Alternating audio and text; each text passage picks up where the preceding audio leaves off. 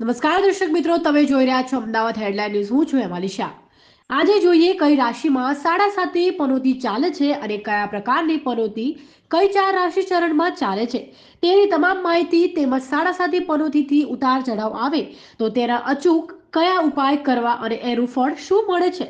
તો આવો જાણીએ આજે શાસ્ત્રીજી યજ્ઞેશભાઈ ચાની પાસેથી સાડા સાતે પનોતીના કષ્ટ દૂર કરવા માટે શું કરવું જોઈએ.